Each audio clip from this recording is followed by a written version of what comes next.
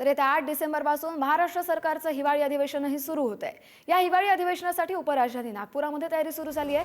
विधान भवन सचिवालय आजपासून त्यामुळे सुरू होणार आहे। विधिमंडळ सचिवालयाचे अधिकारी आणि कर्मचारी नागपुरात दाखल झालेत। 15,000च्या वर अधिकारी आणि कर्मचारी नागपुरात पोहोचलेले आहेत। दिल्लीमध्ये आज लोकसभेचं हिवाळी अधिवेशन सुरू झालं आणि येत्या 8 डिसेंबरपासून आपल्या महाराष्ट्राचं देखील हिवाळी अधिवेशन सुरू होत आहे। विधिमंडळाचं हिवाळी अधिवेशन 8 डिसेंबरपासून नियोजित आहे आणि त्या पार्श्वभूमीवर आजपासून सचिवालयाचं कामकाज सुरू होणार आहे।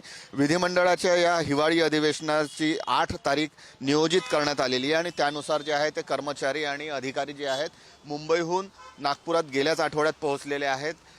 विधिमंडळाच्या मुख्य जे सचिव आहेत विलास आठवले प्रधान सचिव त्यांनी कामकाजाची काल येऊन पाहणी देखील केलेली आहे। आजपासून हे सचिवालय सुरू होत असून आज त्या माध्यमातून लक्षवेधी सूचना स्वीकारण्यात येतील। त्याचबरोबर इतर कुठले प्रस्ताव असतील ते देखील स्वीकारण्यात येतील। नागपुरात हे हिवाळी अधिवेशन 8 तारखेपासून सुरू होणार असल्याने विधिमंडळाचं जे कामकाज आहे आणि त्याची जी तयारी आहे ती आता आपण पाहू शकतो की मोठ्या प्रमाणात तयार करण्यात आलेली आहे। मुंबईवरून सुरक्षा रक्षक देखील आलेले आहेत आणि गाड्यांची किंवा लोकांची जी तपासणी केल्यानंतरच विधान भवन परिसरात आतमध्ये सोडण्यात येत आहे।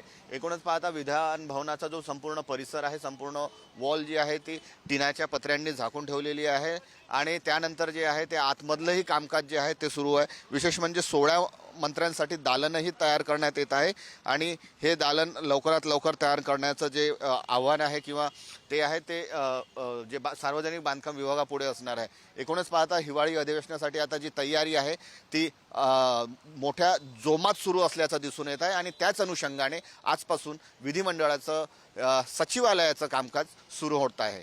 कॅमेरामन मंगेश हस्तकसह जितेंद्र शिंगाडे, पुढारी न्यूज, नागपूर।